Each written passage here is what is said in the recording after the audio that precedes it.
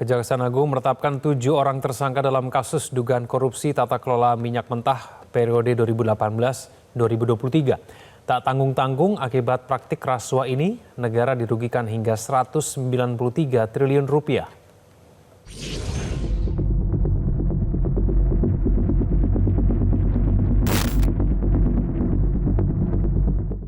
PT Pertamina Persero merespon dugaan kasus korupsi tata kelola minyak mentah dan produk kilang pada PT Pertamina periode 2018 hingga 2023.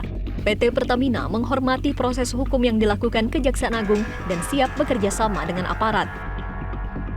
Pertamina menghormati Kejaksaan Agung dan aparat penegak hukum yang menjalankan tugas serta kewenangannya dalam proses hukum yang tengah berjalan di subholding Pertamina. Pertamina juga siap bekerja sama dengan aparat berwenang dan berharap proses hukum dapat berjalan lancar dengan tetap mengedepankan asas hukum praduga tak bersalah. Di tengah proses tersebut, Pertamina memastikan bahwa layanan distribusi energi kepada masyarakat di seluruh Indonesia tetap berjalan lancar. Sebelumnya, Kejaksaan Agung membongkar kasus korupsi tata kelola minyak mentah dan produk kilang pada PT Pertamina periode 2018 hingga 2023. Dalam kasus ini, Kejagung menetapkan 7 orang sebagai tersangka, termasuk Direktur Utama PT Pertamina Patraniaga Rifa Siahaan.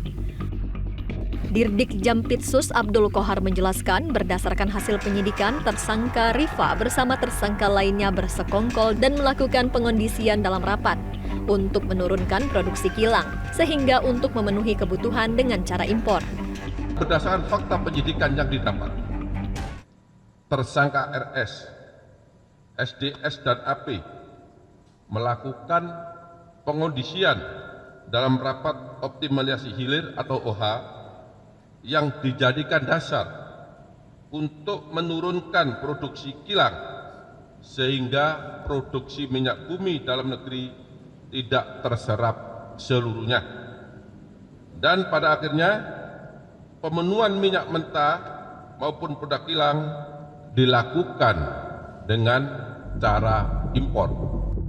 Kejaksaan Agung mengungkapkan nilai kerugian negara dari dugaan korupsi tata kelola minyak mentah dan produk kilang Pertamina ini membuat negara merugi hingga 193 triliun rupiah.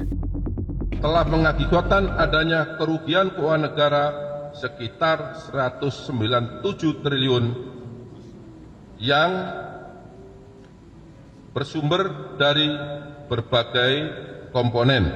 Yang pertama, kerugian ekspor minyak mentah dalam negeri, kemudian kerugian impor minyak mentah melalui demut atau broker, kerugian impor BBM melalui demut atau broker, kerugian pemberian kompensasi, dan kerugian karena pemberian subsidi.